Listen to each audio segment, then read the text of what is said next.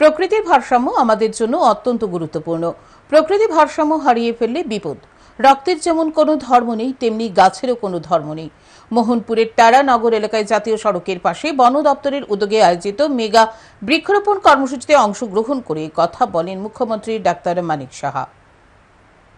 বন দপ্তরের উদ্যোগে শুক্রবার মেগা বৃক্ষরোপণ কর্মসূচি পালন করা হয়।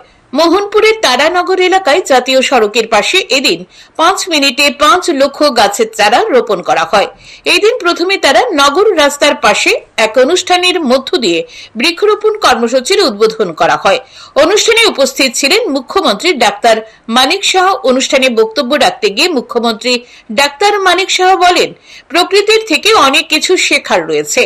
প্রকৃতির ভারসাম্য আমাদের জন্য অত্যন্ত গুরুত্বপূর্ণ।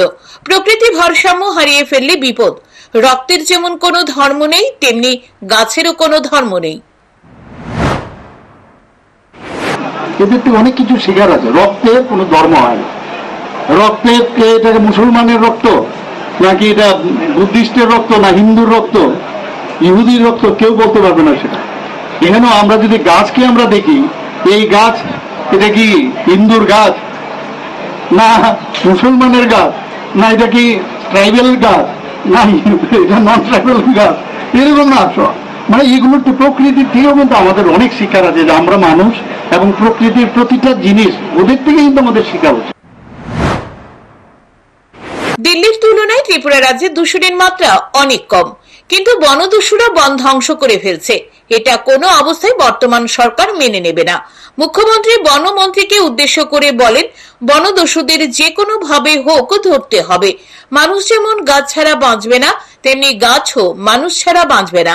কারণ গাছ মানুষকে অক্সিজেন প্রদান করে, আবার গাছ কার্বন ডাই অক্সাইড গ্রহণ করে।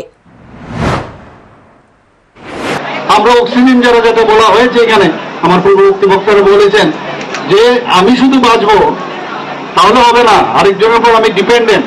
আমরা সিম্বায়োসিস পদ্ধতিতে আমাদের কিন্তু জীবনযাপন, যে গাছ আমাদের অক্সিজেন দিচ্ছে, আবার গাছও কিন্তু আমাদের ছাড়া বাঁচবে না। আমরা কার্বন ডাইঅক্সাইড দিচ্ছি। সমস্ত পশু যারা আছে, প্রাণীরা আছেন, তারা কি করছে? তারাও কার্বন ডাইঅক্সাইড দিচ্ছে, আর গাছ আমাদের অক্সিজেন দিচ্ছে। এই যে বিষয়, এগুলো তো শিক্ষার বিষয়। অনুষ্ঠানে মুখ্যমন্ত্রী ডাক্তার মানিক সাহা ছাড়া উপস্থিত ছিলেন বন দপ্তরের মন্ত্রী অনিমেষ দেববর্মা, মন্ত্রী রতনলাল নাথ সহ অন্যান্যরা। অনুষ্ঠান থেকে মুখ্যমন্ত্রী সহ অন্যান্য অতিথিরা রাস্তার দুই পাশে গাছের চারা রোপণ করেন। অনুষ্ঠানে এই দিন এলাকার লোকজনদের উপস্থিতি ছিল লক্ষণীয়। Bureau report, news today.